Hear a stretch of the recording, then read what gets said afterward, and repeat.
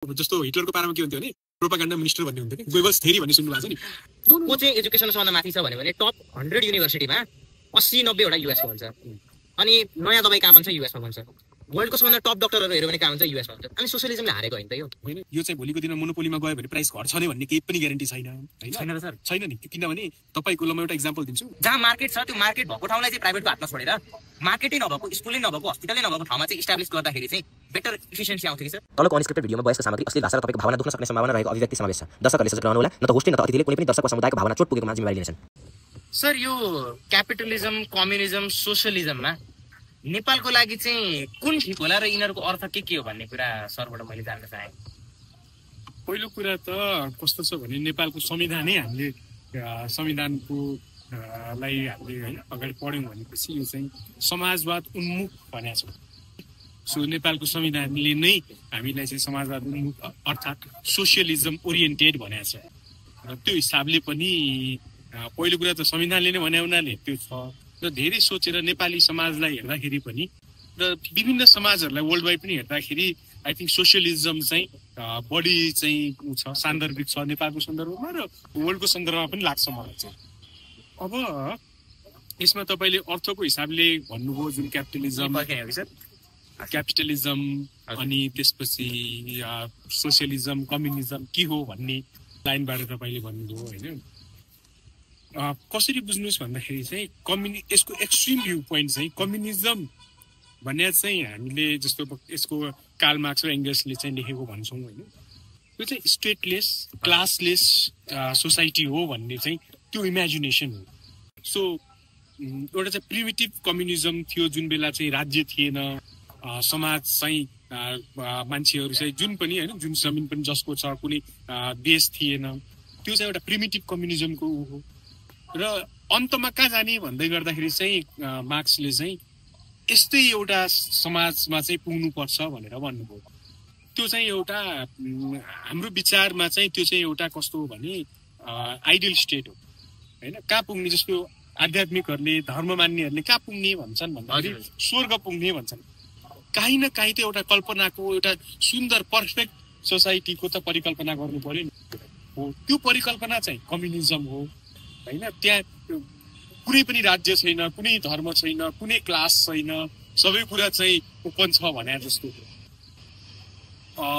मैले अघि भनिहालेँ त्यो चाहिँ एउटा आइडियल स्टेट हो क्यापिटलिजम एडम स्मिथले चाहिँ त्यसको गरेको मानिन्छ प्रतिपादन गरेको मानिन्छ अझै त्यसमा पनि उनले भन्न खोजेको चाहिँ लेसेस फेयर क्यापिटलिजम हो त्यो भने चाहिँ राज्यले होइन सबै कुरा चाहिँ मार्केटले डिसाइड गर्नुपर्छ हैन समथिङ अलिकता सिमिल्यारिटी देखिन्छ यसमा यसले चाहिँ क्यापिटलिजमको क्रिटिक भावनाले चाहिँ यसले पब्लिक लार्जर पब्लिकको लेबर फोर्सहरुको लागि कुरा गर्छ क्यापिटलिजमले चाहिँ अलिकता एलिटहरुको कुरा गर्छ कि let the market do it हैन जो शक्ति जसको छ जसले सक्छ उसलाई चाहिँ जे गर्न सक्छ गर्न देऊ भन्ने लाइनबाट क्यापिटलिजम आयो दुईटै एक्सट्रिम भ्यू पोइन्टलाई हेर्दाखेरि चाहिँ यो दुवै चाहिँ सान्दर्भिक नभएको विषय हो कि भन्ने लाग्छ दुवै चाहिँ एकदमै आइडल स्टेट हो कि भन्ने लाग्छ सो यसको बीच पोइन्ट चाहिँ यसको मिटिङ पोइन्ट चाहिँ कहाँ हो भन्दाखेरि सोशलिजम चाहिँ एउटा मिटिङ पोइन्ट हो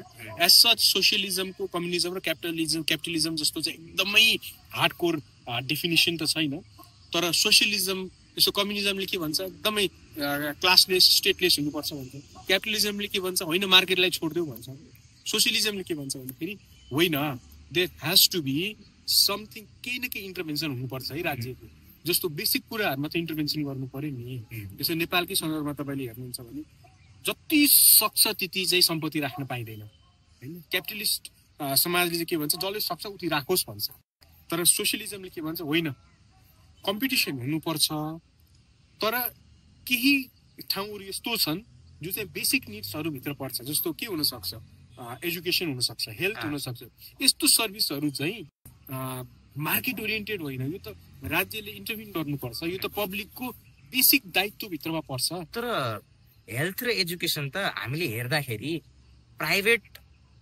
हस्पिटल र प्राइभेट स्कुलले नै सरकारी भन्दा राम्रो गरेको देखिन्छ नि त हैन त्यो नेपालको सन्दर्भमा त्यो देखिनु आफ्नो ठाउँमा छ हैन त्यो नेपालको सन्दर्भमा कस्तो भने हामीले हाम्रो अकर्मण्यता हामीले चाहिँ गर्न नसकेको कुरा आफ्नो ठाउँमा छ, त्यसमा त हामीले स्वीकार्नै पर्छ होइन, त्यो त हाम्रो मिस्टेक हो नि। तर एउटा कर्णालीमा जन्मेको बच्चा, एउटा सुदूरपश्चिमको दूर दराजमा जन्मेको बच्चाले काठमाडौँमा जुन किसिमको एजुकेसन पाइरहेछ त्यो एजुकेसन त उसले पाउनुपर्ने होइन र, पाउनुपर्ने हो नि त। जस्ट बिकज उसँग प्राइभेटको तपाईँले हेर्नु भने खर्च कति धेरै छ। म प्राइभेटको विरोधी त होइन, तर कस्तो भन्दाखेरि बेसिक कुरा चाहिँ जसले सक्दैन भने उसँग चाहिँ अप्सन चाहिँ हुनुपर्छ है। हामीसँग अप्सन के छ भन्दाखेरि प्राइभेट पब्लिक स्कुल पनि छ, पब्लिक हस्पिटल पनि छ भन्ने छ, तर हामीले क्वालिटी चाहिँ दिन सकेका छैनौँ।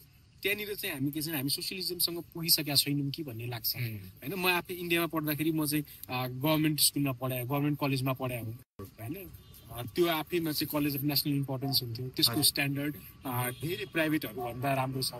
अझै के अरे नर्डिक कन्ट्रिजहरूमा तपाईँले हेर्नुभयो भनेपछि जसलाई चाहिँ सोसियल डेमोक्रेसीको चाहिँ भनौँ न एकदमै त्यहाँ चाहिँ राम्रोसँग प्र्याक्टिस भएको छ भनिन्छ। त्यहाँ चाहिँ कम्पलसरी र फ्री एजुकेसन छ होइन। प्राइभेट या ट्रस्टले चाहिँ स्कुल कलेजहरू खोल्न नपाउने भन्ने छैन, छ। तर उनीहरूले के हुन्छ भने गभर्मेन्टले डिसाइड गरेको करिकुलम पढाउनुपर्छ, गभर्मेन्टले पर स्टुडेन्टको हिसाबले चाहिँ पेमेन्ट गर्छ। अब स्टुडेन्टसँग के चोइस छ भन्दाखेरि चाहिँ म कहाँ पढ्ने र मेरिटको आधारमा म कहाँ पढ्ने भन्ने मेरो चोइस छ। तर म जहाँ पढ्छु त्यहाँ चाहिँ जहाँ फ्री भनेको छ त्यहाँ फ्री नै छ। म जहाँ पढ्छु अलिकता केही पे गर्नुपर्छ भनेपछि त्यो सेम कमन फर हरेक स्कुलहरूमा कमन छ, चाहे त्यो प्राइभेटले चलाएको होस्, चाहे त्यो गभर्मेन्टले चलाएको होस्, चाहे त्यो ट्रस्टले चलाएको होस्। अब त्यहाँबाट उसले के कति सेभ गर्न सक्छ त्यो उसको हातमा हुन्छ। र उसले स्टुडेन्टलाई एट्र्याक्ट गर्न त अब के गर्नु पर्यो, क्वालिटी दिनु पर्यो कि। क्वालिटी दिएन भने त स्टुडेन्ट त अर्को ठाउँमा जान्छ। सो नेपालको सन्दर्भमा तपाईँले जुन भन्नुभयो प्राइभेटले बेटर गरिरहेछ भन्ने कुरा, यो चाहिँ हाम्रो गभर्मेन्टले गर्न नसकेका चाहिँ सोसियलिजमको पर्सपेक्टिभले होइन कि, यो त हाम्रो अकर्मण्यता हो। यो सरकारको मात्र होइन, सरकारको त हो नै होइन। यो चाहिँ हामी जसले त्यसलाई चलाउँछौँ, सरकारले मात्र चलाउँदैन नि त। त्यो चलाउने भने त तपाईँ हामी जस्तै नै मान्छेहरू हो होइन। हामी यही समाजको मान्छेहरू हो, प्रधानाध्यापक त्यही होलान्, शिक्षकहरू त्यही होलान् होइन। त्यसरी चाहिँ सोसियलिजम चाहिँ बेटर कन्सेप्ट हो भन्ने लाग्छ। यो त मिक्स्ड इकोनोमी जस्तो हो कि। मलाई एउटा मोडल कस्तो मन परेको चाहिँ के थियो भने, जस्तै प्राइभेट मात्रै छ भने प्राइभेटहरू खोल्न एकदम द्रुत गतिमा खोलिरहेछन् भने प्राइस त आफै घट्छ नि। अनि त्यो प्राइस घट्दै जाँदाखेरि अनि त्यो मान्छेले पाउने नै भएन र प्राइभेटबाट पनि। यदि सरकारी हुँदैनन् भने म चाहिँ के देख्छु भने सर, मैले अहिले नेपालमा चाहिँ कम्प्लिटली क्यापिटलिस्ट भएर हामीले गभर्मेन्ट हस्पिटल, गभर्मेन्ट स्कुललाई बन्द गर्नुपर्छ भन्ने मेरो होइन विचार। म चाहिँ के प्रपोज गर्छु भने, जस्तै काठमाडौँमा त प्राइभेटको मार्केट छ नि त अलरेडी, प्राइभेट स्कुल, प्राइभेट हस्पिटलको। अब काठमाडौँमा सरकारी हस्पिटल र सरकारी स्कुल पनि छन्। अब यो सरकारी हस्पिटल र सरकारी स्कुललाई हामीले अक्सन गरेर हामीले हुम्ला, जुम्ला, सप्तरी, सर्लाही जस्ता एकदम दुर्गम ठाउँहरूमा चाहिँ हामीले नयाँ खोल्यौँ। किन गभर्मेन्टसँग अनलिमिटेड पैसा त छैन, गभर्मेन्टले केही गरिरहेछ, स्कुल खोलिरहेछ, हस्पिटल खोलिरहेछ, त्यो पैसा त कहीँले कहीँबाट आइरहेछ। हामीले होइन, यो कस्तो भन्दै गर्दाखेरि चाहिँ यो सुरुमा देखिने एउटा आवरण मात्र हो। क्यापिटलिजमको के भनिन्छ भन्दाखेरि डेमोक्रेसीको फेसेटमा चाहिँ, डेमोक्रेसीको आवरणमा चाहिँ यसले आफ्नो ओलिगार्सी या एरिस्टोक्रेसी या इभन अथोरिटेरियनिजम चाहिँ लुकाएको छ भन्छ कि। जस्तो क्यापिटलिजमको अर्को पार्ट कन्ज्युमरिजम पनि हो, क्यापिटलिजमको अर्को पार्ट मोनोपोली पनि हो होइन। प्राइभेटलाई तपाईँले एकदमै फ्री छोड दिनुभयो, एटलिस्ट बेसिक। म फेरि प्राइभेट विरोधी चाहिँ होइन, so it has to go. म चाहिँ फेरि कुन लेभलमा सोच्दैन भन्दाखेरि चाहिँ प्राइभेटलाई बन्द गर्नुपर्छ भन्ने होइन, पब्लिकलाई बेटर गर्नुपर्छ भन्ने लाइनको मान्छे परे। र सोसियलिजमले भन्छ पनि त्यही कि पब्लिक इन्स्टिट्युसन्सहरूलाई चाहिँ बलियो बनाऊ, पब्लिक इन्स्टिट्युसन्सहरूलाई चाहिँ बेटर बनाऊ भन्छ कि। त्यो बनायो भने त त्यो कम्पिटिसनमा त आउनु पर्यो नि त। फेरि कम्पिटिसनको जुन कुरा गर्नुभयो त्यो कम्पिटिसनमा आउनु पर्यो। पब्लिक पनि भयो भने कुन कम्पिटिसनमा जान्छ भन्दै गर्दाखेरि चाहिँ प्राइभेट मात्र भयो भने यो चाहिँ भोलिको दिनमा मोनोपोलीमा गयो भने प्राइस घट्छ नै भन्ने केही पनि ग्यारेन्टी छैन होइन। छैन नि, किनभने तपाईँको ल म एउटा इक्जाम्पल दिन्छु। सुरुमा हामीले जस्तो अन्टरप्रेन्योरसिप के अरे बबलको कुरा गऱ्यौँ होइन, फेसबुक खुल्यो, WhatsApp खुल्यो, इन्स्टा खुल्यो, यो सबै खुल्यो होइन। र पछिल्लो दिनमा चाहिँ भयो के भन्दै गर्दाखेरि एउटाले खोलेको छ, अर्कोले त्यसलाई किन्दै गइरहेछ। एउटै उसमा चाहिँ त्यो गइरहेको छ होइन। उसको क्रिएटिभिटी होइन त्यो, he has the money, so उसले किन्यो त्यो। अब उसकोमा गयो, सबै कुरा उसकोमा गइसकेपछि वर्ल्डको पनि धेरै एमएनसी कम्पनीजहरू तपाईँले हेर्नुभयो भने त्यो डिफ्रेन्ट ब्रान्ड चाहिँ तपाईँलाई फरक लाग्छ, तर त्यो सबै आएर चाहिँ एउटै कम्पनीसँग जोडिएको हुन्छ कि। So there are very limited companies जसले चाहिँ सबै कुराहरू चलाइरहेको छ होइन। सो एन्ड पोइन्ट क्यापिटलिजमले लग्ने भनेकै या एकदमै फ्री फ्लो मार्केटले लग्ने भनेकै मोनोपोलीतिर हो होइन। तपाईँसँग आज पब्लिक छैन भनेपछि प्राइभेटहरू त आफ्नो प्रफिट, प्राइभेटको मोटिभ के हुन्छ भने आफ्नो प्रफिट हो होइन।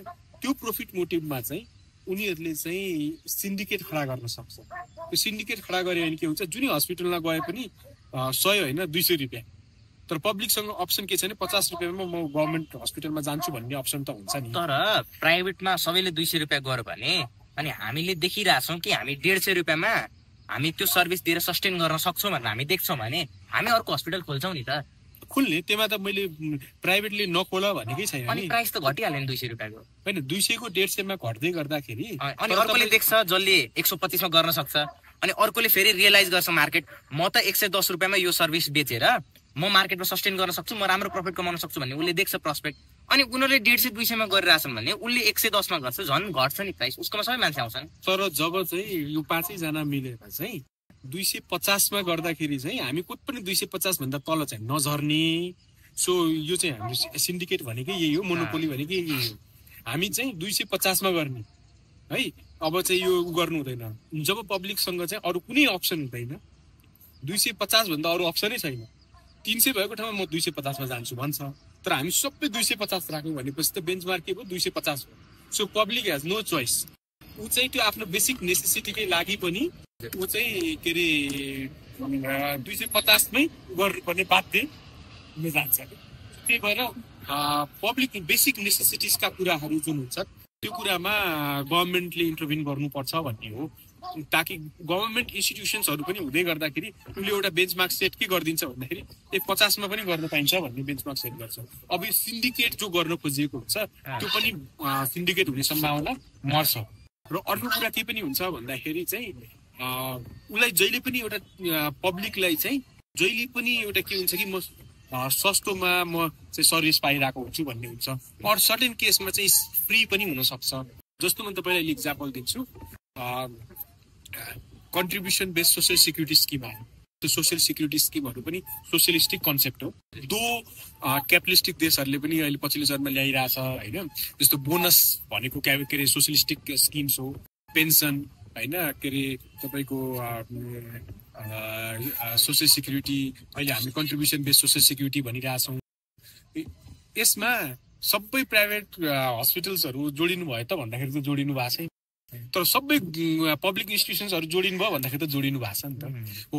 यसका कमी कमजोरीहरू हुनसक्छ कि यसलाई हामी सुधार्दै लग्ने हो होइन।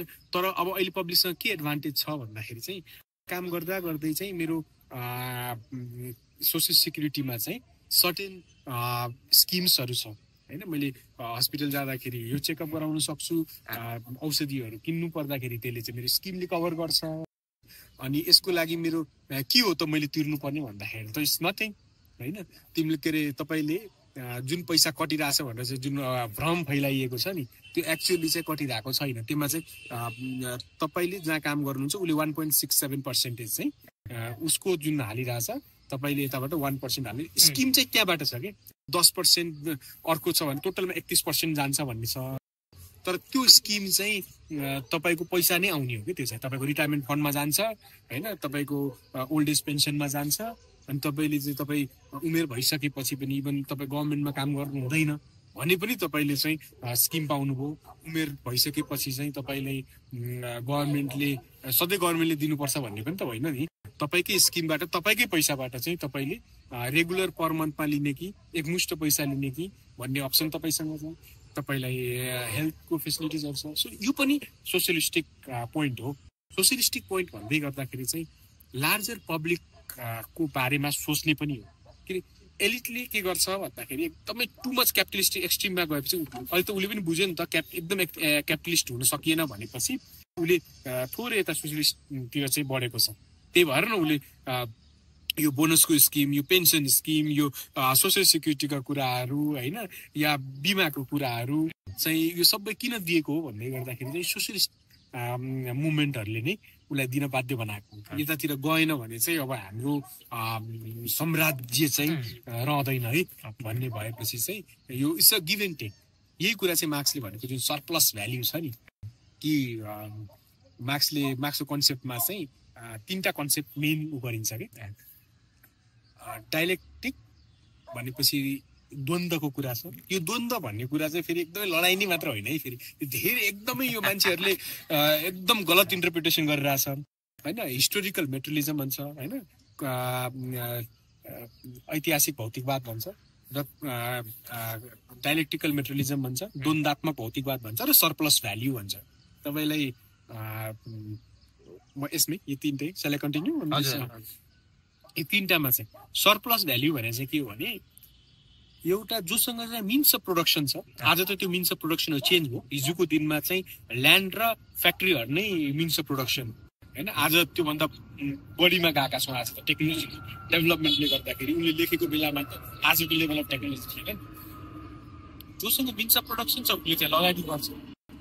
तर एउटा प्रोडक्ट निस्किनको लागि त मिन्स अफ प्रोडक्सन मात्र भएर भएन नि, त्यसको लागि त लेबर पनि छ होइन। अर्को मान्छे लेबर क्लाससँग चाहिँ के छ भन्दाखेरि चाहिँ उसँग सिप छ तर उसँग मिन्स अफ प्रोडक्सन छैन। अब उसले जे कुरा पाउँछ नि त्यसमा स्यालेरी पाउने होला या उसले जे पनि पैसा पाउँछ त्यो भन्दा एडिसनल भ्याल्युमा चाहिँ उसले मार्केटमा गएर बेच्छ होइन। त्योबाट आएको जे पनि प्रफिट छ त्यो चाहिँ मिन्स अफ प्रोडक्सन जसले छ उसले लग्छ भन्ने कुरा आयो। अब यहाँनिर मार्क्सले चाहिँ क्रिटिक अफ क्यापिटलिजम गर्दाखेरि चाहिँ उनले के भन्छ भन्दाखेरि त्यो सरप्लस भ्याल्यु जुन आएको छ त्यसमा पनि केही न केही सेयर चाहिँ लेबर क्लासले पाउनुपर्छ है, किनकि उसले बनाएको हो।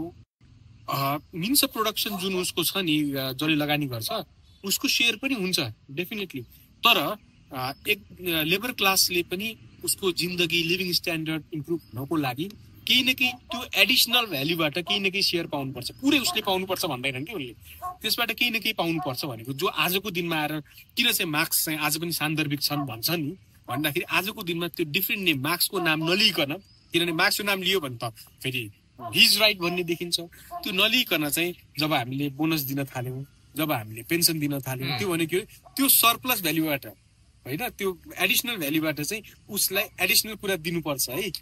पेन्सन त उसकै पैसा पछि दिए त अनि उसकै पैसा दिएको भन्दै गर्दाखेरि पनि त्यो दिने कि नदिने भन्ने कुरा हो नि त। पहिलेको जस्तो आजको दिनमा पो हामी त्यो कमन त्यसरी हेरिरहेछौँ, हिजोको दिनमा त्यस्तो थिएन नि। हिजोको दिनमा त हाउ इट केम इज के अरे तपाईँले चाहिँ हेर्नुभयो भने हिजो चाहिँ काम गर्ने घन्टौँ काम गर्ने जति उसँग पनि पुँजीपति वर्गहरूले काम गराउने गर्थे, केही पनि दिँदैन थियो। इट्स लाइक बोन्डेड लेबरबाट हामी यहाँ आइपुगेका हौँ। आजको दिनमा हामीलाई त्यो अभियस लाग्छ होइन। जस्तो हामीले सोसियल सेक्युरिटी स्किमको कुरै गर्दै गर्दाखेरि पेन्सनकै कुरै गर्दाखेरि चाहिँ पेन्सनमा उसको पैसा मात्र भएन नि, उसले 10% हाल्दै गर्दाखेरि अब डिफ्रेन्ट देशको डिफ्रेन्ट होला होइन, के अरे इन्स्टिट्युसन्सले पनि अर्को एडिसनल 10% हाल्ने हो होइन। अनि सोसियल सेक्युरिटीमा पनि त्यही हो, बिमाको स्किमहरू दिइरहेछ आज होइन। धेरै कम्पनीजहरूले बिमा गरिदिने भने हुन्छ, जस्ट एडिसनल केही न केही स्यालेरी बाहेकको एडिसनल केही न केही दिइरहेछ। When I am not saying कि जति पनि एडिसनल त्यो सरप्लस भ्याल्यु हो सबै कुरा चाहिँ लेबर क्लासले नै पाउनुपर्छ भन्ने होइन। सो वाइ सोसियलिजम भन्दै गर्दाखेरि यो चाहिँ लार्जर पब्लिकको लागि चाहिँ जोसँग मिन्स अफ प्रोडक्सन छैन नि, यो खालि एकदमै लेबर क्लासको लागि मात्र होइन, यो त ओभरअल लार्जर जो चाहिँ स्यालेरी बेस्ड इम्प्लोइहरू छ नि उनीहरू सबैको लागि हो। इमेजिन गर्नुहोस् त तपाईँले अनि 8-8-8 भन्छौँ हामी, 8 घन्टा काम 8 घन्टा आराम र 8 घन्टा मनोरञ्जनका कन्सेप्टहरू आए। हिजोको दिनमा 8 घन्टा मात्र काम गर्ने भन्ने थियो त पक्कै थिएन। अनि 12 घन्टा घन्टौँ रातभरि काम गर्ने होइन। यो आजको दिनमा कम्पनीहरूले ट्राभल होलिडेज भनेर दिएको हुन्छ होइन। सो यो सबै के को कारण हो भन्दाखेरि चाहिँ सोसियलिस्ट मुभमेन्टको कारण। अनि अर्को कुरा हामी यसमा जुन चाहिँ कन्फ्लिक्ट डायलेक्टिकल मेटेरियलिजमको कुरा गऱ्यौँ नि, अब एन्टी कम्युनिस्ट या एन्टी सोसियलिस्ट ग्रुपले चाहिँ यसलाई अलिकता कन्फ्लिक्टको नामलाई लिएर चाहिँ ड्यामेज गर्न खोजेको देखिन्छ होइन। यो चाहिँ कस्तो हो कन्फ्लिक्ट भनेको, द्वन्द्व भन्ने कुरा हेगल भन्ने एकजना फिलोसफर थिए, उनले चाहिँ यो थेसिस सिन्थेसिस यो कन्फ्लिक्टको सिद्धान्त चाहिँ उनको हो। उनले के भने भन्दाखेरि उनले चाहिँ विचारसँग चाहिँ जोडे, एउटा तपाईँसँग एउटा विचार छ, मसँग त्यसको काउन्टर विचार हुन्छ होइन, अनि हामी दुईटाको द्वन्द्व हुन्छ। द्वन्द्व भन्ने कुरा तपाईँ र म झगडा गर्ने होइन, तपाईँले आफ्नो कुरा राख्नुहुन्छ, मैले आफ्नो कुरा राख्छु, गर्छु, त्यसबाट चाहिँ हामी नयाँ विचारमा जान्छौँ, अनि त्यो नयाँ विचार चाहिँ सिन्थेसिस हो भन्छौँ। यो चाहिँ उनले विचारको सन्दर्भमा भने हेगलले चाहिँ। यसलाई एनालाइसिस गरेर मार्क्सले के भने भन्दाखेरि चाहिँ यो विचारको कुरा होइन, विचार भनेको एकदम आइडियलिस्टिक कुरा भयो, विचार प्र्याक्टिकल रूपमा चाहिँ नहुन सक्छ। सो उनले चाहिँ जुन मेटेरियलिजम भौतिकवादको कुरा ल्याए, त्यो चाहिँ फिजिकल कन्डिसन जुन छ त्यो physical condition leads to new synthesis. जस्तो हिजोको दिनमा मास्टर स्लेभ जुन हामी दासताको युग थियो नि, त्यसमा एउटा चाहिँ मास्टर थियो, त्यो चाहिँ थेसिस भयो, अर्को चाहिँ स्लेभ थियो, एन्टिथेसिस भयो। स्लेभ त स्लेभ रहिरहन चाहँदैन, मास्टरले त स्लेभ बनाइरहन चाहन्छ। आजको दिनमा पो हामीले यस्तो पनि गर्ने हो भन्ने लाग्छ त, तर त्यो समाजमा त त्यो थियो नि त। अनि त्यहाँबाटको द्वन्द्वबाट चाहिँ हामी नयाँ क्लासमा गयौँ, जुन चाहिँ सामन्तवादी क्लास, सामन्तवादी विचारमा गयौँ, फ्युडल सिस्टममा। त्यो फ्युडल सिस्टममा चाहिँ हामी के भयो भन्दाखेरि चाहिँ अब जमिनदार भयौँ। अब जोसँग चाहिँ अब जमिन छ होइन, उनी चाहिँ अब के अरे त्यो क्लास भयो होइन, हजुर थेसिस भयो क्या अब ऊ चाहिँ। अनि अरू किसान वर्गहरू भए, उनीहरूले चाहिँ अब त्यहाँ बोन्डेड लेबर टाइपको काम गर्ने होइन। तपाईँले अब it's not you don't get paid for anything, तपाईँलाई खाना दिन्छ, युज गर्छ, त्यो सिस्टममा। त्यसपछि यो ससाना पुँजीपति वर्गहरूले चाहिँ फेरि यसको विरुद्ध पनि यो त्योभित्र द्वन्द्व हुँदै गर्दाखेरि अनि हामी क्यापिटलिजम उसमा आयौँ, क्यापिटलिस्ट समाजमा आयौँ। त्यो क्यापिटलिस्ट समाजमा चाहिँ क्यापिटलिस्टहरू चाहिँ थेसिस भए, अनि यसमा चाहिँ लेबर क्लास चाहिँ एन्टिथेसिस भयो। अब यहाँनिरको बहस के हो, मार्क्सले के भन्छ भने क्यापिटलिस्टिक क्लासमा चाहिँ अब यो द्वन्द्व भने चाहिँ तपाईँले माग गर्नुहुन्छ, यो इट्स नट नेसेसरी कि सधैँभरि वारै गर्नुपर्छ, बन्दुकै समाउनुपर्छ भन्ने होइन। तपाईँले डिमान्ड गर्नुहुन्छ, लेबर क्लासले डिमान्ड गर्छ कि होइन हामी के अरे स्याटरडे सन्डे छुट्टी चाहियो, या 8 घन्टा मात्र काम गर्ने, आराम पनि चाहिन्छ, या हाम्रो स्यालेरी मात्र भएर मात्र पुग्दैन, हामीलाई बिमा चाहियो, हाम्रो जुन हामी काम गर्न सकेपछि हाम्रो के त, या काम गर्दा गर्दै हामीलाई दुर्घटना भयो भने हामीलाई के त भन्ने कुराहरू आउँदै गर्दाखेरि यो द्वन्द्वबाट चाहिँ नयाँ उसमा आउँदै गर्दाखेरि हामी सोसियलिस्टिक समाजमा जान्छौँ भनेको हो। अहिले हामी लगभग क्यापिटलिस्टिक समाजमा छौँ, तर क्यापिटलिस्टहरूले या तपाईँ हामी पनि एउटा के बुझ्छौँ भन्दाखेरि, या के कुरालाई हामीले अघि गरिरहेको छौँ भन्दाखेरि, हो त लेबर क्लासले हामीले उसको जीवन धान्न सक्छ कि सक्दैन त्यो विचार गर्नुपर्छ, उसलाई काम मात्र गर्ने होइन मनोरञ्जन चाहिन्छ भन्ने कुरामा त हामी आज अग्री गर्ने ठाउँमा आछौँ नि त। तर हामी त्यो कुरा हिजो अग्री गर्थ्यौँ भन्दाखेरि त गर्दैन थियौँ। हिजो त हामी के अरे दासताको युगमा त मानवै होइन भन्ने सोच्थ्यौँ नि त दासहरूलाई। त्यसपछि क्यापिटलिस्टिक युगमा चाहिँ एकदमै त्यो क्यापिटलिस्टिक जुन समाज थियो नि, त्यो समाजमा चाहिँ काम गर्ने लेबरहरूको जिन्दगी त आजको जस्तो थिएन नि। भने यो आन्दोलनले नै, यो मुभमेन्टले नै आजसम्म हामी यहाँसम्म आइपुग्या हो। यो अनगोइङ प्रोसेस हो। भोलिको दिनमा सोच्नुहोस् न, इमेजिन गर्नुहोस्, आज हामी एआईको टेक्नोलोजी युज गरिरहेको छौँ होइन त। हिजो हामीलाई सान्दर्भिक नलागेको कुरा अब आज कसरी सान्दर्भिक हुन सक्छ भन्दै गर्दाखेरि प्रोडक्सन, अब अहिले अस्ति मैले एउटा सुनिरहेको थिएँ, चाइनाले हामी यति प्रड्युस गरिदिन्छौँ कि दुनियाँले जति खाए पनि हुन्छ भनेर थियो। I don't know whether is true or not, तर अब उसले त्यो भन्नलाई भन्छ होइन। अनि अर्कोले फेरि त्यही अनुसार प्रोडक्सन गर्दै जाला, नयाँ टेक्नोलोजी आउँदै जाला, एआईको रोबोटहरूको कुराहरू भइरहेछन्। अब धेरै कुराहरू चाहिँ के अरे हामीले आफै फिजिकल लेभल गर्नुपर्ने अवस्था नआउला। त्यो बेलामा त मैले तपाईँलाई एकदमै काम गराउनुपर्छ भन्ने छैन। खानेकुरा इनफ प्रोडक्सन हुँदै जाँदाखेरि चाहिँ मैले त्यसलाई कुहाएर फाल्नु भन्दा त जसले खाए पनि हुन्छ भनेर छोडिदिन सक्छु होइन। त्यो समाजतिर त जम्किरहेको त अब देखिन्छ नि, एकदमै सोसियलिस्टिक समाजतिर त। होइन, सोसियलिस्ट हुनु भनेर चाहिँ मानव हुनु हो क्या। म हजुरलाई क्यापिटलिजमको भ्यू पोइन्टहरू राखौँ प्लिज। जस्तै म के एडमायर गर्छु भने 1980s को हङकङमा गभर्मेन्टमा ट्याक्स पनि अलमोस्ट थिएन, ट्यारिफ भन्ने कुरा छँदै थिएन। त्यो बेला हङकङमा सबैभन्दा बढी मार्केट फर्स्ट आएको थियो हैन। त्यहाँनिर मान्छेहरूले किन्न मन लागेको कुरा चिपेस्ट मूल्यमा किन्थे, बेच्ने कुरा मार्केटमा लगेर बेच्ने कुरा हुन्थ्यो है। यहाँ सरकार बिचमा आएन। सरकार बिचमा नआउँदाखेरि कस्तो खालको अवस्था थियो भने सरकार बिचमा नआइकन पनि वार भन्दा पछाडि 1980 सम्म 4 गुणा मिनिमम क्लासको वेज बढिसकेको थियो। यो कसरी भयो? अनि त्यस्तो त यस्तो यो मलाई के लाग्छ भने स्लेभरी त हुनु भएन। त्यो क्यापिटलिजमतिर जाँदा जाँदै स्लेभरीतिर गयो भने चाहिँ समस्या भयो। तर यदि तपाईसँग फ्रिडम छ, आफूले जे काम गर्न मन लाग्यो काम गर्ने फ्रिडम छ, छोड्न मन लाग्यो छोड्ने फ्रिडम छ भने तपाईँ अन्डरपेड हुनुहुन्छ भने तपाईँले छोडेर अर्को ठाउँमा जाय पाउनुहुन्छ। किनकि तपाईँ साँच्चै नै अन्डरपेड हुनुहुन्छ भने त अर्को मान्छेले तपाईँले त्योभन्दा बढी तिर्न त रेडी छ। अनि मान्छेको भ्याल्यु सरकारले भन्दा मार्केटले डिसाइड गर्यो भने एक्चुअल भ्याल्यु आउँछ जस्तो मलाई लाग्छ। किनभने मानौ हामी मिनिमम वेज राखौँ, मिनिमम वेज भनेको सोसलिस्टिक कुरा हो है। अब तपाईँले 16,000 मिनिमम वेज नेपालमा राख्नुभयो अरे, मेरो कामको भ्याल्यु 14,000 छ अरे, मतलब म 14,000 बराबरको काम गरेर उसलाई दिन्छु अरे भने म त अनइम्प्लोइड हुने अवस्था आयो नि त।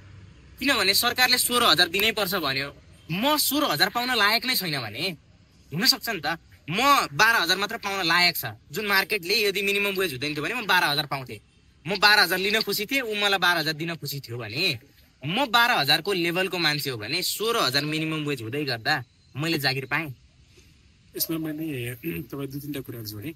एउटा चाहिँ जुन डेटामा भन्नुभयो तपाईँले, त्यो डेटामा कस्तो हुन्छ भने तपाईँ XYZ एकदम रिचेस्ट पर्सन हो, तपाईँले 100 रुपियाँ कमाउनुहुन्छ, म 10 रुपियाँ कमाउँछु। अब यो डेटा कसरी निस्किन्छ भन्दै गर्दाखेरि चाहिँ पर क्यापिटा इन्कम चाहिँ तपाईँ 50बाट 100 पुग्नुभयो, म 8बाट 10 पुगेँ है। पर क्यापिटा इन्कम निकाल्दा गर्दाखेरि चाहिँ 100 + 10/2 गर्दाखेरि 110/2 55 हेर्दाखेरि त वाउ, यो चाहिँ यति पर्सेन्टेजले बढेछ नि। 50 हिजो चाहिँ 50 + 8 58/2 थियो होइन, इट्स लाइक 29। अब त पर क्यापिटा इन्कम 55 भयो। सो त्यो डेटा हेर्दाखेरि चाहिँ वाउ भने जस्तो लाग्छ। तर भएको के छ भन्दाखेरि चाहिँ one single person has earned a huge amount, अनि अर्कोले चाहिँ उसको इन्क्रिमेन्ट चाहिँ एकदमै लो छ। एउटा पार्ट त्यो हो। सोसियलिजमले के चाहिँ भन्दैन भन्दाखेरि चाहिँ तपाईँलाई मन लागेको कुरा नगर्नुहोस् भन्दैन। एडम स्मिथले जुन चाहिँ भन्नुभयो क्यापिटलिजमको कुरा, त्यो फेल भइसकेर जोन किन्सको कन्सेप्ट आएको कि यस लिमिटेड इन्टरभेन्सन गर्नुपर्छ है भनेर। एउटा म interesting let's take an example. त्यही त let's take an example. Okay, तपाईँले मार्केट छोडिदिनु भयो होइन, मार्केटमा सबै कुरा छोडिदिनु भयो भने मार्केटको त्यो मतलब के हो भन्दाखेरि चाहिँ सप्लाई एन्ड डिमान्ड। तपाईँ प्रोड्युस गर्नुहुन्छ, तपाईँले कब प्रोड्युस गर्नुहुन्छ भन्दाखेरि जब त्यहाँ डिमान्ड छ होइन। अब डिमान्ड बढ्दै गयो भने तपाईँले बढी प्रोडक्सन गर्दै जानुहुन्छ, तपाईँले अझै लगानी गर्नुहुन्छ, अझै गर्नुहुन्छ, अनि त्यसपछि चाहिँ तपाईँ लगानी गर्नुहुन्छ। अनि डिमान्ड भन्ने कुरा सधैँ स्काई रकेट त हुँदैन होइन, यो कुरा पनि हामी बुझ्छौँ। अब एउटा पोइन्टमा गएपछि चाहिँ डिमान्ड घट्छ है। मानौँ एउटा फ्रिज बनाएको छ, 100 जनाले फ्रिज अब सुरुमा चाहिँ बढ्छ एकदमै, अब 100 जनाले फ्रिज किनिसकेपछि त अब त्यो डिमान्ड त घट्छ होइन, या 80 जनाले किनेपछि त घट्छ। अब त्यो डिमान्ड घटेपछि अब त्यो जुन चाहिँ प्रोडक्सन छ नि, उसले के गर्छ, मार्केटलाई छोडिदिएछ नि त हामीले। अनि उसले के गर्छ भन्दाखेरि डिमान्ड छैन भने चाहिँ उसले लगानी घटाउँछ, प्रोडक्सन घटाउँछ होइन, घटाउँदै जान्छ। अब उसले घटाउँदै गएपछि चाहिँ अब सप्लाई पनि कम भयो होइन। अब मार्केटमा त्यो कुरो यो एउटा विशेष साइकलमा जान्छ। अब यसमा कतैबाट इन्टरभेन्सन छैन भने अब यो एउटा चाहिँ रिसेसनको स्थितिमा जान्छ। अब मान्छेले के सोध्छ भन्दाखेरि यसले लगानी गर्दै छैन, उसले ब्याङ्कबाट पैसा पनि लिँदैन। एउटा कुराको प्रोडक्सन कम भयो भने अर्को बढ्छ नि त, अर्को टेक्नोलोजी आउँछ, अर्को केही नयाँ कुरा आउँछ। होइन त्यस्तो हुँदैन। के अरे समाजको या इकोनोमीको सेन्टिमेन्ट त्यसरी मैले त्यो एउटा इक्जाम्पल दिएर पो एउटा स्पेसिफिक इस्यु भनेको। रिसेसन या इन्फ्लेसन जब आउँछ नि, या 2008 को जुन क्राइसिस आयो होइन, यो क्राइसिस जब आउँछ त्यो एउटा प्रोडक्टले गर्दा आउने होइन, त्यो चाहिँ ओभरअल सेन्टिमेन्टले आउने हो नि त। जस्तो आजको दिनमा नेपालमा ब्याङ्कमा पैसा थुप्रेको छ तर लगानी किन भइरहेको छैन त भन्दै गर्दाखेरि चाहिँ त्यो सेन्टिमेन्टले काम गरिरहेछ कि। अब यो टु वे हुन्छ।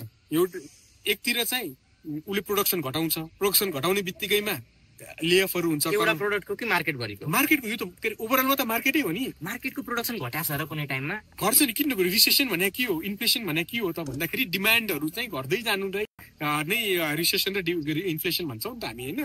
त्यो के हो भन्दाखेरि चाहिँ ओभरअल सेन्टिमेन्ट। जस्तो अब प्रोडक्सन घटिसकेपछि प्रोडक्सन घटेपछि त उसले लेबरहरूलाई राख्ने कुरा त आउँदैन, लेब त गर्नै पर्यो। त्यो कुरामा पनि म अग्री गर्छु, जबरजस्ती त्यसले राख्नुपर्छ भन्ने त होइन। अब त्यो भइसकेपछि एक्सपेन्डेबल इन्कम जो हुन्छ नि त्यो त मार्केटमा ओभरअल हेर्नु पर्यो कि हामीले। मार्केटमा एक्सपेन्डेबल इन्कम त घट्यो। अब एक्सपेन्डेबल इन्कम घटेपछि मान्छेले के गर्छ भन्दाखेरि चाहिँ म मार्केटमा पैसा खर्च गर्नुभन्दा सकेसम्म म प्रोटेक्ट गर्न थाल्छु आफ्नो पैसाहरू। किनभने पहिलो कुरा भने त बाँच्नु हो होइन, बाँच्नुपर्छ भन्ने कुरा हुन्छ। अनि एउटा साइकलमा जान्छ। यताबाट डिमान्ड बढ्न सक्दैन, उता उसले सप्लाई दिन सक्दैन। डिमान्ड नबढेपछि मार्केट ओरिएन्टेड भइसकेपछि डिमान्ड नबढेपछि त सप्लाई दिन अफकोर्स कसैले पनि दिँदैन नि। अनि एउटा साइकलमा गइसकेपछि एउटा लङ यो चाहिँ केही नहुने स्थिति आउँछ। त्यो स्थिति आउने भइसकेपछि चाहिँ जोन किन्स आयो। जोन किन्सले के भन्यो भन्दाखेरि एडम स्मिथले भनेको त्यो लेसेस फेयर क्यापिटलिजम या यो फ्री मार्केट भने चाहिँ यसरी हुँदैन। गभर्मेन्टले चाहिँ लिमिटेड इन्टरभेन्सन चाहिँ गर्नुपर्छ ताकि यो चाहिँ चलायमान होस्, मार्केट चलायमान होस्। त्यो चलायमान हुनको लागि यस्तो स्थितिहरू आउँदै गर्दाखेरि गभर्मेन्टले इन्टरभेन्सन गर्नुपर्छ। जस्तो आज पनि हामी के भनिरहेछौँ भन्दाखेरि देशमा आर्थिक मन्दी आएको छ भनिरहेछौँ नि त। आर्थिक मन्दी आएको छ, गभर्मेन्टले किन आर्थिक मन्दी आएको छ अनि हामी के भन्छौँ भने गभर्मेन्टले केही गर्नु पर्यो है भन्छौँ कि। हाम्रो मुखमा थेगो नि आइसकेको छ नि त। किन त्यो भयो भन्दाखेरि मार्केट इकोनोमी चाहिँ यहाँ आएर रोकिसक्यो है। अब रोकिसकेपछि चाहिँ अल्टिमेट के हो त भन्दाखेरि गभर्मेन्टले इन्टरभेन गर्नु पर्यो। गभर्मेन्टले इन्टरभेन गर्दाखेरि यो लिमिटेड एउटा इन्टरभेन्सन। जोन किन्स पनि क्यापिटलिजमकै प्रोपोनेन्ट हो, उनी अगेन्स्टमा होइन। तर उनले ल्याएको जुन यो कन्सेप्ट हो नि यो सोसियलिस्ट कन्सेप्ट हो। उसले के भने मार्केटै चलायमान हुनुपर्छ तर गभर्मेन्टले लिमिटेड इन्टरभेन्सन गर्नुपर्छ है भन्छ। कसरी इन्टरभेन गर्छ गभर्मेन्टले? अब यो सल्भ गर्नलाई गभर्मेन्टले इन्टरभेन गर्ने भने चाहिँ के हो भन्दाखेरि अब उसले गभर्मेन्ट एक्टिभिटिजहरू बढाउने हो कि होइन। गभर्मेन्ट एक्टिभिटिजहरू बढाउने भन्दाखेरि हामीले सोसियलिस्ट पोइन्ट अफ भ्यूमा त सर्टेन कुराहरू त गभर्मेन्टले गर्नुपर्छ भन्छौँ नि त। मार्केटको गभर्मेन्टले एक्टिभिटी बढाएर मार्केटको डिमान्ड कसरी बढ्छ? ल इमेजिन गर्नुहोस् गभर्मेन्टले के भन्यो भन्दाखेरि काठमाडौँ टु भनौँ न पूर्व पश्चिम रेलमार्ग चाहिँ बनाउने या 8 लेनको सडक बनाउने भन्यो। अब गभर्मेन्टले त्यहाँ लगानी गर्यो। लगानी गर्ने बित्तिकै इकोनोमिक एक्टिभिटिज बढ्यो। अब के भयो त्यहाँ के चाहिन्छ, एउटा त्यत्रो ठुलो प्रोजेक्ट गभर्मेन्टले लगाउने गर्दै गर्दा उसले अब त्यहाँ के आउँछ भन्दै गर्दाखेरि चाहिँ त्यहाँ कतिजनाले जागिर पाउँछ, त्यहाँ कति प्रोडक्टहरू चाहिँ निडेड हुन्छ। गभर्मेन्टले सर्टेन कुराहरूमा चाहिँ एक्टिभिटी चलायमान बनाएको छ। जस्तो ठुल्ठुलो देशहरूका पनि मान्छे अरू देशमा गएर काम गर्छन् नि। सो यसले चाहिँ के भन्छ इम्प्लोइमेन्ट क्रिएट गर्छ। इम्प्लोइमेन्ट क्रिएट गरेपछि प्रोडक्टहरूको डिमान्ड क्रिएट गरिदिन्छ। त्यो भएपछि के भयो भने इकोनोमिक एक्टिभिटिज हुन थाल्छ फेरि। अब इकोनोमिक एक्टिभिटिज हुन थालेपछि के हुन्छ मान्छेलाई अब कन्फिडेन्स आउन थाल्छ। म कमाउन थालेछु भने म रेस्टुरेन्टमा गएर खान्छु, राम्रो लुगा किन्छु होइन, घुम्न जान्छु होइन, त्यो गर्न थाल्छु। त्यो गऱ्यो भने के हुन्छ मार्केट चलायमान भयो कि। अब म रेस्टुरेन्टमा गयो भने त रेस्टुरेन्ट खुल्न थाल्छन्, रेस्टुरेन्टहरू चल्न थाल्छन् होइन। मैले लुगा किन्न गयो, अब त्यो रेस्टुरेन्ट चल्यो भने रेस्टुरेन्टको मान्छेले कमाउँछ, ऊ लुगा किन्न जान्छ। ठिक छ सर, रिसेसनको बेला त गभर्मेन्टले एक्ट गरेर रिसेसन सल्भ गर्नमा त कसैको पनि समस्या भएन। मैले यो मार्केट चाहिँ आफै डिमान्ड घटेर रिसेसनमा जान्छ भन्ने सपोजिसनलाई चाहिँ अलिकति प्रुभ गर्दिनँ, कसरी चाहिँ हुन्छ यस्तो? होइन अघि मैले भने त जस्तो कुनै कुराको डिमान्ड घटेपछि अर्को कुराको डिमान्ड बढ्छ नि। अब आज कहाँ रिसेसनमा गइरहेछ र नेपाल गइरहेछ? किन आज त हामी झन् स्ट्यागफ्लेसनमा छौँ होइन। रिसेसन प्लस इन्फ्लेसन भन्छ क्या यसलाई त होइन। हामी त स्ट्यागफ्लेसनमा छौँ अहिले त। तरलता छ, ब्याङ्कमा तरलता छ होइन। ब्याङ्कमा त आज त पैसा पाएन या ब्याङ्कको इन्ट्रेस्ट रेट बढी भयो भन्ने अवस्था त छैन। तर पनि के अरे प्राइभेट सेक्टर किन चाहिँ पैसा लिइरहेको छैन, किन राष्ट्र ब्याङ्कले चाहिँ त्यो धेरै भयो पैसा ब्याङ्कमा भनेर खिच्नु परेको छ? त्यो किन हो भन्दाखेरि चाहिँ यो एउटा यस्तो हामी एउटामा पुग्यौँ कि मार्केट यस्तो रिसेसनमा गयो कि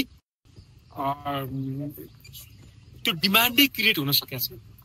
डिमान्ड क्रिएट नभएपछि त उसले के अरे प्राइभेट सेक्टरले चाहिँ सिधै चाहिँ एकदमै के अरे लगानी त गर्दैन।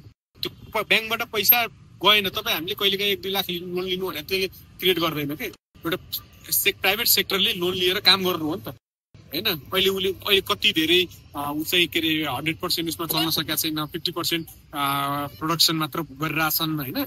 एफिसियन्सी किन मार्केटले डिमान्डै क्रिएट गरेको छैन कि त्यो। अनि उनीहरूले के भनिरहेछ भन्दाखेरि गभर्मेन्टले इन्टरभेन गर्नु पर्यो भनेर उनीहरूले नै भनिरहेछ नि। उनीहरूले प्राइभेट सेक्टरले आफै इन्टरभेन गरेर किन चाहिँ मार्केट डिमान्ड क्रिएट गर्न सकेको छैन भन्दै गर्दाखेरि उनीहरूले लेअफ गरिरहेछ स्टाफहरू। अनि उनीहरूले स्टाफहरू लेअफ गरेपछि त्यो लेअफ गरेको स्टाफले के अरे के गर्छ, उता दाल भात खानलाई मात्रै फोकस भएर बस्छ कि होइन। जब तपाईँको रेगुलर इन्कम राम्रो इन्कम हुन्छ तपाईँले चाहिँ धेरै खर्च गर्नुहुन्छ होइन। यस्तो बेलामा प्राइभेट सेक्टर त रिस्क लिँदैन।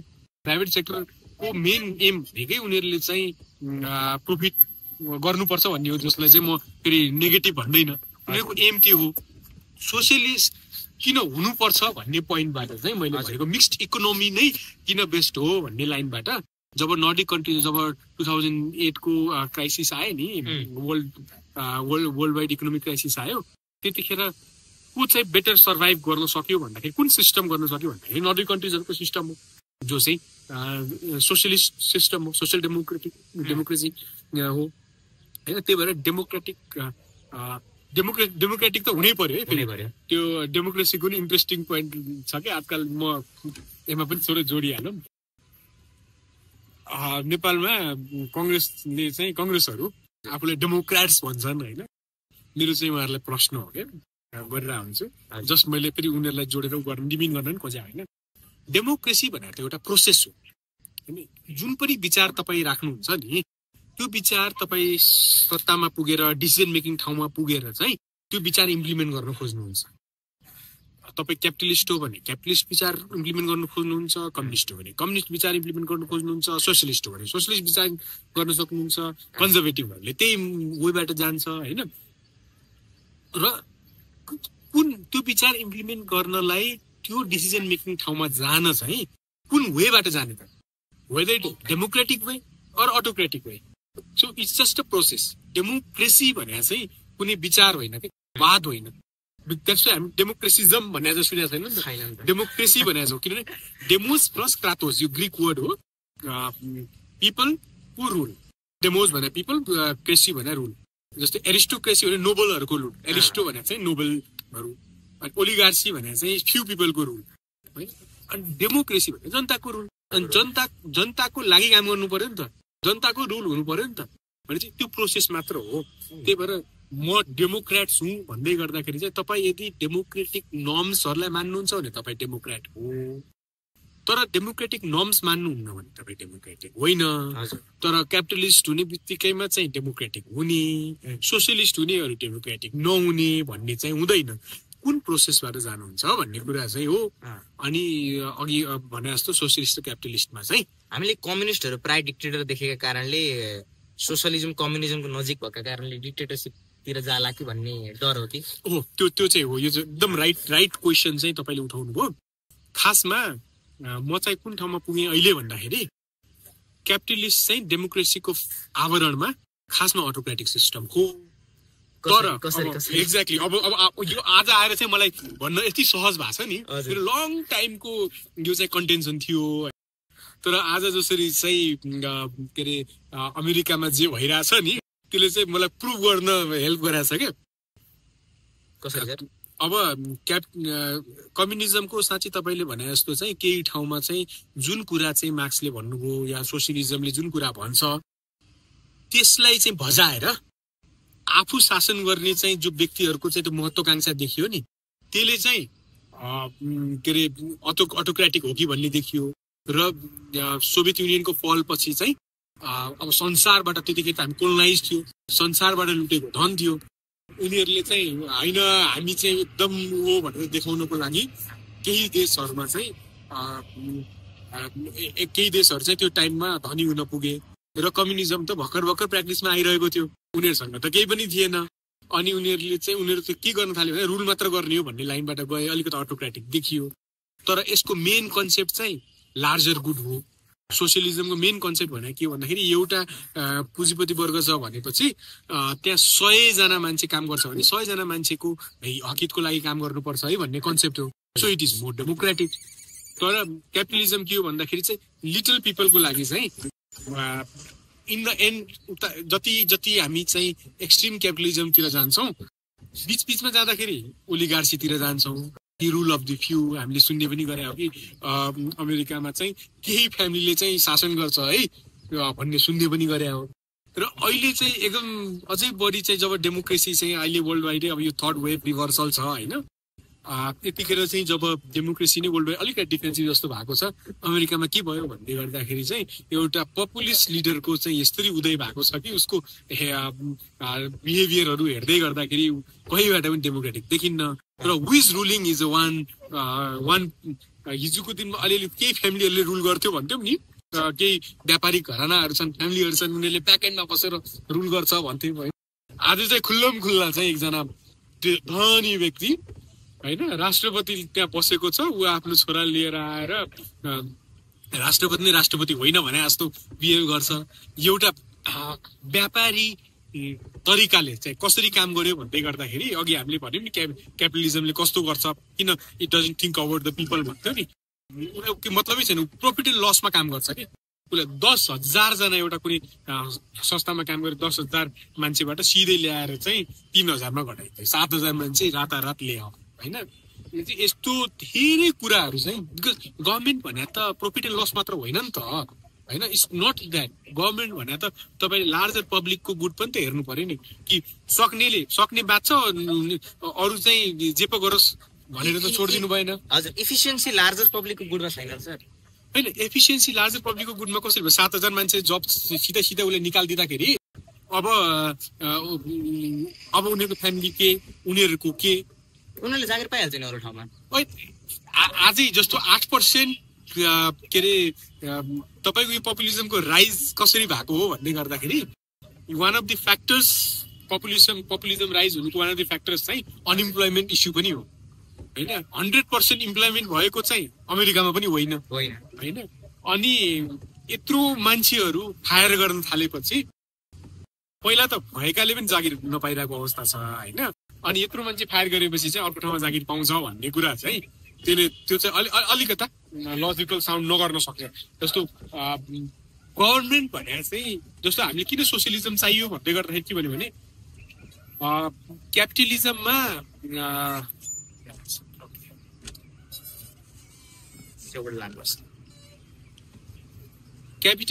चाहिँ जो चाहिँ मिन्स प्रोडक्सन जोसँग छ जो ओनर हो उसले आफ्नो प्रफिट हेर्छ भन्ने कुरा हामीले बुझ्यौँ नि त होइन। र उसले आफ्नो प्रफिट किन हेर्छ भन्नेसँग हामीलाई अप्ठ्यारो छैन उसले हेर्नु पनि पर्यो उसको प्रफिट। तर साथसाथै हामीले के भन्यौँ भन्दाखेरि चाहिँ उसले प्रफिट उसको चाहिँ एम भने आफ्नो प्रफिट हेर्ने हो। सो हाम्रो मुभमेन्ट हाम्रो आन्दोलन चाहिँ के हो आन्दोलन भने फेरि बन्दुकमा मात्रै हिँड्ने मात्र होइन हाम्रो मुभमेन्ट हाम्रो डिमान्ड के हो भन्दाखेरि चाहिँ होइन लार्जर पब्लिकको गुड पनि हेर्नुपर्छ होइन भनेर हामीले भन्यौँ। र त्यसपछि हामीले गिभ एन्ड टेकको त्यो मुभमेन्ट सुरु गर्दै गर्दाखेरि गिभ एन्ड टेकको सिनारी सुरु गर्यौँ। त्यस्तै गभर्मेन्ट भने चाहिँ गभर्मेन्ट किन चाहिन्छ भन्दै गर्दाखेरि हुने खानेलाई गभर्मेन्ट चाहिने होइन कि हुँदा खानेलाई गभर्मेन्ट चाहिने। सरकार चाहिने भने त एउटा पैसा भइरहेको मान्छेलाई यहाँ के अरे सस्तो हस्पिटल भयो भने महँगो हस्पिटल भयो भने उसलाई मतलब छैन नि त। सो त्यो क्लासको लागि चाहिँ वर्किङ क्लासको लागि चाहिँ मोर गभर्मेन्ट चाहिने हो भन्ने हो। त्यही भएर वर्किङ क्लास त्यो लार्जर पब्लिकले चाहिँ गभर्मेन्ट इन्टरभेन्सन सोसियलिजमको कुरालाई चाहिँ रुचाउँछ। जो चाहिँ एलिट वर्ग छ नि त्यो लिमिटेड वर्ग छ नि उसले चाहिँ लेट द मार्केट डिसाइड भन्छ क्या। किन उसले लेट द मार्केट डिसाइड भन्छ भन्दै गर्दाखेरि किन उसको कब्जामा छ मार्केट सानो ग्रुपको कब्जामा छ। अनि मार्केट डिसाइड भनेको हो नि सानो ग्रुपले डिसाइड गर्ने हो। त्यो सानो ग्रुप भने के हो भने ओलिगार्सी हो। अनि ओलिगार्सीमा अब त्यहाँबाट पनि अझै त्यसलाई सिन्डिकेट गर्दै गयो भने लिमिटेडमा जान्छ जो भने चाहिँ एरिस्टोक्रेसी हो होइन। अब त्यसमा पनि अझै बढी त्यो एन्ड पोइन्टमा गयो र त्यसलाई के अरे हेर्दै गयो भने त्यो चाहिँ एउटा व्यक्तिमा जान्छ होइन त्यो भने युएसमा एउटा व्यक्तिमा गएको छ र अहिले त एक्सट्रिम पोइन्टमा त अब अहिले त हामी वर्ल्ड वाइडै एक्सट्रिमिजमको कुरै गरिरहेको छैनौँ नि त त्यही भएर त हामी पपुलिजम भन्दैछौँ नत्र भए त त्यो अहिलेसम्म के अरे उसको सोचलाई हेर्ने हो भने त फासिस्ट सोचबाट गाइडेड भएको देखिन्छ के अरे ट्रम्प होइन तर उसले चाहिँ त्यो फासिजम प्र्याक्टिस त गर्न सकेका छैन किनकि हामीले लङ चाहिँ डेमोक्रेसीको प्र्याक्टिस गरेर आइसकेका छौँ फासिस्ट भने चाहिँ कस्तो हो फासिस्ट भनेर चाहिँ एकदमै हिटलरहरू मुसोलिनीहरू नेपालमा पनि अहिले केही व्यक्तिहरू देखिन्छन् कि उनीहरूले आफूलाई एकदमै त्यो के अरे एकदमै राष्ट्रियतासँग एकदमै जोड्ने होइन पब्लिकमा नजाने डिबेटमा नजाने मिडिया फेस नगर्ने मिडिया फेस त सबभन्दा बढी गराएको त कमला ह्यारिस भन्दा होइन होइन मैले त्यो त एउटा इक्जाम्पल पो भनेर त यो के अरे मिडिया फेस गर्ने त उनीहरूले एउटा जस्तो हिटलरको पारामा के हुन्थ्यो भने प्रोपागान्डा मिनिस्टर भन्ने हुन्थ्यो कि गोइबल्स थेरी भन्ने सुन्नुभएको छ नि होइन गोइबल्स भन्ने एउटा मान्छे थियो क्या एउटा के अरे मन्त्रालय नै एउटा बनाइएको थियो प्रोपागान्डा मिनिस्ट्री भनेर अहिलेको हाम्रो इन्फर्मेसन मिनिस्ट्री पनि त्यस्तै हो होइन इन्फर्मेसन मिनिस्ट्री त्यस्तो होइन त्यो प्रोपागान्डा चलाउँदैन किनभने के अरे नेपालको सन्दर्भमा त हामी त्यहाँ पुगिसकेका छैनौँ अहिले होइन गभर्मेन्ट केही व्यक्तिहरू स्थानीय तहमा हुनु आफ्नो ठाउँमा छ केन्द्र सरकार नपुग्दासम्म त्यसले अर्थ राख्दैन जस्तो कस्तो हुन्छ तपाईँले 2-3टा देशको म उदाहरण दिन्छु है के अरे ट्रम्पकै भयो उसको भिक्टर अर्बन भन्ने मान्छे छन् हङ्गरीको मोदी छन् इन्डिया है सबैमा सिमिल्यारिटी के देख्नुहुन्छ भन्दै गर्दाखेरि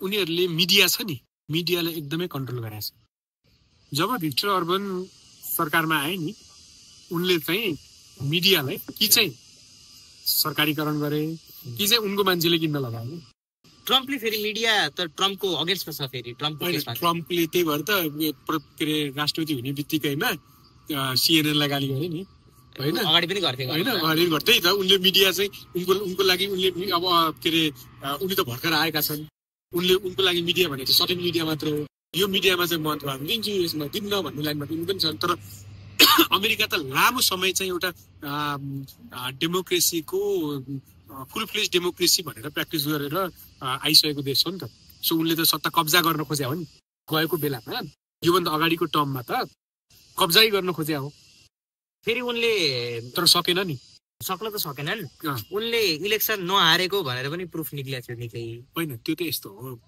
तपाईँले जुन सिस्टम खेलको नियम भन्ने कुरा सबैलाई लागू हुन्छ हामी फुटबल खेल्दैछौँ भने अब फुटबलको नियम यस्तै छ फुटबलको नियम यस्तो छ भनेर अलिकति हाइट भएको मान्छेहरू अर्को अगेन्स्टमा छ भने उनीहरूले हेडले गोल गर्यो किनकि उनीहरूको टिममा चाहिँ हाइट भएको मान्छेहरू थियो हाम्रो देशमा त हाइट भएको मान्छे छैन हामीसँग हाम्रो टिममा हाइट भएको मान्छे छैन भन्न त मिल्दैन किनकि नियम भन्ने कुरा is common for every one होइन सो उनले जसरी चाहिँ त्यसलाई इन्टरप्रेट गर्न खोजेका हुन् नि त्यो होइन नि त किनभने डाइरेक्ट इलेक्टेड सिस्टम होइन नि के अरे अमेरिकाको इलेक्ट्रोल कलेजबाटै हो इलेक्ट्रोल कलेजबाट भइसकेपछि त्यो सिस्टम चाहिँ it was same for Trump and it was same for Biden होइन अब त्यो नियमबाट चाहिँ जितेको कि हारेको भन्ने कुरा हो अब नियम यो सिस्टमै क्वेसनेबल छ भन्ने कुराहरू त छन् नभएको होइन तर सिस्टमै क्वेसनेबल भइसकेपछि त सिस्टम चेन्ज गरेपछि मात्रै हुन्छ क्या होइन अब यो सिस्टम यस्तो हुनुपर्छ भन्नु ठिक छ त्यसमा अग्री त्यो सिस्टममा चाहिँ एक्जिस्टिङ नर्म्स ल अनुसार चाहिँ उनी हारेका हुन् भिक्टर अर्बनले गरेको पनि त्यही हो मोदीले पनि मिडियालाई एकदमै कन्ट्रोल गरे होइन तर हामीहरूले लामो समय एउटा भिक्टर अर्बन त अब लङ रुल गर्ने चाहिँ पपुलिस्ट लिडर भन्छ कि होइन अनि यो पपुलिस्टहरूले चाहिँ डेमोक्रेटिक इन्स्टिट्युसन्सहरूलाई ध्वस्त बनाउनु पर्छ अनि मात्र उनीहरू चाहिँ सत्तामा टिकिरहन सक्छ कि सुरुमा चाहिँ अलिकता रमाइलो लाग्न सक्छ एकदम यो के अरे उग्र कुराहरू जो हुन्छ नि त्यो कुराहरू राम्रो लाग्न सक्छ एकदमै यो चाहिँ कस्तो क्यारिस्मेटिक मान्छे हो भनेर चाहिँ प्रोजेक्ट गर्ने होइन अनि के अरे हिटलरको उदय पनि त जनताकै सपोर्टबाट भयो नि मुसोलिनीको पनि त्यही भयो नि होइन हिटलर मुसोलिनी सबै त्यसरी नै राइज भएका हुन् फ्र्याङ्कको पनि त्यही हो होइन तर उदय भइसकेपछि के गरे त भन्दाखेरि सो हामी चाहिँ यो कुराहरूमा चाहिँ यो एकदमै एक्सट्रिमिजमको कुराहरूमा चाहिँ हामी सचेत हुनुपर्छ चाहे जुनसुकै एक्सट्रिमिजम किन नहोस् होइन त्यो सचेत किन हुनुपर्छ भन्दा एक्सट्रिमिजमले लग्ने नै भनेको अथोरिटेरियनतिर हो नि र अथोरिटेरियन को एकदमै उग्र रूप भनेर चाहिँ फासिजम हो होइन एकदमै त्यो एउटा कुनै नस्ललाई नै मारिदिने जे मन लाग्यो त्यही गरिदिनु होइन एउटा यो चाहिँ फासिजमको चाहिँ एक्सट्रिम रूप हो त्यसको चाहिँ अलिकता पपुलिजम चाहिँ त्यसको चाहिँ अहिलेको अलिकता सफ्ट ऊ चाहिँ पपुलिजम हो भन्ने लाग्छ है मलाई चाहिँ सर एउटा कुरा हजुर यो नर्डिक कन्ट्रिजको मोडल हजुरले बेस्ट लानु भएको छ हजुर सोसलिजमको कारणले राम्रो छ भन्नु भएको छ तर नर्डिक कन्ट्रिज र अब एउटा क्यापिटलिस्ट युएससँग कम्पेयर गर्दा कसले हेल्थ सेक्टरमा सबभन्दा बढी इनोभेसन गरेको छ भन्दा हेर्दाखेरि युएसले देखिन्छ को चाहिँ एजुकेसनमा सबभन्दा माथि छ भन्यो भने टप 100 युनिभर्सिटीमा 80-90 वटा युएसको हुन्छ अनि नयाँ दबाई कहाँ बन्छ युएसमा बन्छ वर्ल्डको सबभन्दा टप डक्टरहरू हेऱ्यो भने कहाँ हुन्छ युएसमा हुन्छ अनि सोसलिजमले हारेको होइन त यो होइन यो त तपाईँले how why it is not democratic भनेर म तपाईँलाई यही तपाईँले भन्ने कुरामा भन्छु क्या उसले उसँग जोडिएन भने त उसले स्याङ्सन लगाइहाल्छ नेपालमा या इन्डियामा आउने औषधिहरू जति छन् नि तपाईँले जुन भन्नुभयो हेल्थको कुराहरूमा उनीहरू अगाडि छ भन्नुभयो नि अनि हाम्रोमा आउने औषधिहरू चाहिँ त्यसको बेस चाहिँ अमेरिकामा बन्यो हो भन्दाखेरि त होइन म्याक्सिमम बेसहरू चाहिँ रसियामा बन्यो रसियाको बेस ल्याएर हाम्रो यहाँको टेम्परेचरहरूसँग म्याच गरेर चाहिँ त्यो कन्स्टिट्युएन्ट चाहिँ औषधिको चेन्ज गर्ने हो अनि त्यहीबाट चाहिँ अनि हामीले पाउने औषधिहरू ल्याउने हो अनि इन्डियाले त्यसरी गर्ने हो हामीले त्यहाँबाट लिएर आउँछौँ त्यहाँबाट ससानो उसमा गरेर हामीले यहाँ गर्छौँ होइन अब तपाईँले स्याङ्सन लगाएर जबरजस्त स्याङ्सन लगाएर चाहिँ आफू म यो 1 नम्बर हो भन्न त सक्नुहुन्छ होइन त्यो त लाउन सक्दैन स्याङ्सन होइन त्यही त उसले अब यस्तो भयो नि त के अरे जतिखेर चाहिँ सोसियलिस्ट सिस्टम चाहिँ राइजमा आइसकेका थिएन नि होइन उनी पावरफुल थियो पावरफुल भइसकेपछि त के अरे जस्तो युएसकै लागि चाहिँ साउथ एसियामा उसको अभियस पार्टनर को थियो भन्दाखेरि पाकिस्तान थियो हु इज द मिलिट्री डिक्टेटर होइन इन्डिया एउटा डेमोक्रेटिक नेसन त उसको अभियस पार्टनर हुन सकेन साउदी अरेबिया उसको अहिले पार्टनर छ होइन विच इज के अरे एक्सट्रिमिस्ट होइन अनि इराकमा उसले जुन आरोप लगायो त्यो आरोप लगाइसके इराकमा त्यही कुरा भेटियो त भन्दाखेरि भेटिएन होइन सो यो सबै कुराहरू चाहिँ ले हेर्दै गर्दाखेरि चाहिँ डिफ्रेन्ट यो पोलिटिकल स्ट्राटेजीहरू पनि हुन्छ है तर जब अप्ठ्यारो पर्यो हेल्थकै कुरा तपाईँले गर्नुभयो नि हजुर हेल्थको कुरा चाहिँ हजुर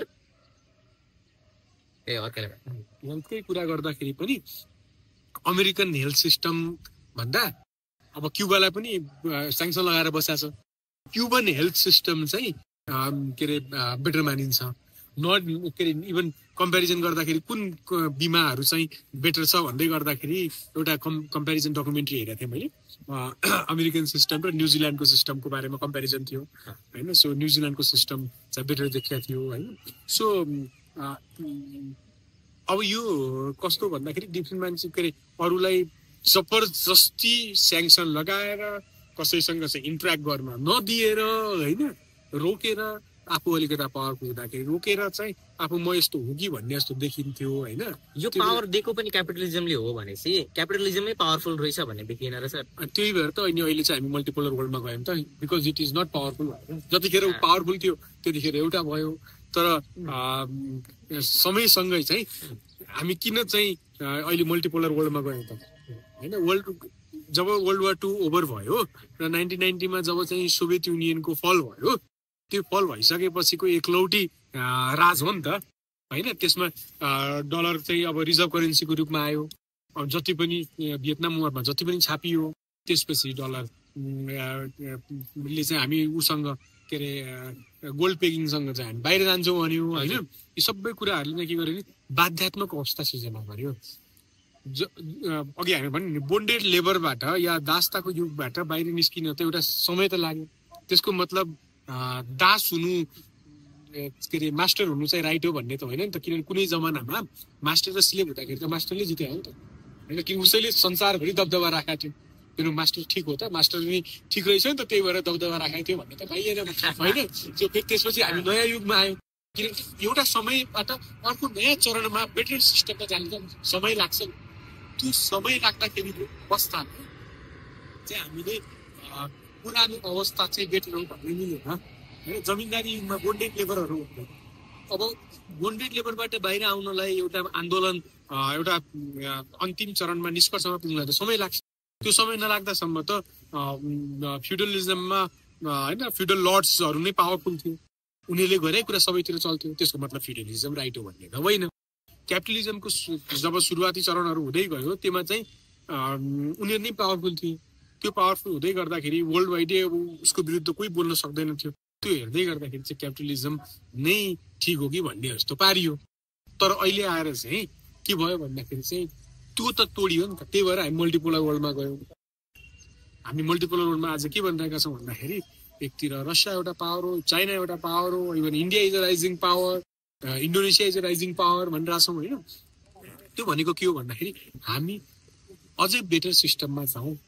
हिजोको फर्स्ट वेभ अफ डेमोक्रेसीमा त महिलाले भोट गर्न पाउँदैन थियो, डाक पिपलहरूले भोट गर्न पाउँदैन थियो, सम्पत्ति नभएकोले भोट गर्न पाउँदैन थियो। त्यो फर्स्ट सिस्टम अफ डेमोक्रेसी। तर त्यही नै राइट हो भन्ने कुरा पनि होइन। त्यसपछि हामी फर्स्ट वेभ रिभर्सल भयो, त्यसपछि सेकेन्ड डेमोक्रेटिक वेभ भयो होइन। अनि कोलोनाइजेसनको पिरियडमा त ब्रिटिसहरू त वर्ल्ड नै कब्जा गरेर बसेको थियो, या स्पेसली ब्रिटिस, फ्रेन्च, स्पेन या पोर्चुगिजहरूले लगभग विश्व कब्जा गरेको थियो। उनीहरू नै पावरफुल थियो। त्यो कोलोनाइजेसन नै ठिक हो भन्ने पनि होइन नि। त्यो भएर हामी सोसियलिजम चाहिँ बेटर हो। सोसियलिजम भने नेपालको लागि बाटो त्यही छ अहिले। नेपालको लागि बाटो त्यही हो। वर्ल्ड वाइडै बाटो के हो भने सोसियलिजम भने चाहिँ मानवता हो। सोसियलिजम भने चाहिँ लार्जर गुड हो। सोसियलिजम भने चाहिँ कुनै पावरफुल शक्तिले मात्र सबै कुरा कब्जा गर्ने भन्ने होइन। धेरै मान्छेले चाहिँ उनीहरूको लार्जर गुड, जसको आवाजविहीनताको लागि आवाज हो होइन, मार्जिनलाइज कम्युनिटीको लागि चाहिँ उनीहरूको राइट्सको बहस हो। त्यही भएर सोसियलिजमले चाहिँ केही व्यक्ति निश्चित ग्रुपको लागि वकालत गर्दैन। यसको वकालतकर्ताहरूले केही ठाउँमा चाहिँ गलत गरेका हुन सक्लान् होइन। तर सैद्धान्तिक रूपमा सोसियलिजम राइट हो कि होइन भन्दाखेरि चाहिँ सैद्धान्तिक रूपमा सोसियलिजम राइट हो। तपाईँ हामीले गर्नुपर्ने कुरा के हो भने यसको नाममा कसैले गलत गरिरहेछ भनेपछि उसमाथि प्रश्न उठाउनुपर्छ। त्यो डेमोक्रेसी हामीसँग छ नि त। त्यही भएर उनीहरूले हामी चेन्ज गर्न सक्छौँ। तर सोसियलिजमको विकल्प चाहिँ वान म्यान सो होइन, फासिजम होइन, क्यापिटलिजम होइन, पपुलिजम होइन भन्ने चाहिँ मेरो निष्कर्ष हो। हुन्छ, एकदम धन्यवाद सर। हामीले धेरै कुरा सिक्न पायौँ। ट्युन इन गर्नु होला, लाइक कमेन्ट सब्सक्राइब गर्नु होला। विचार मन परे नमन परेमा कमेन्ट गर्नु होला है त। हस्, धन्यवाद।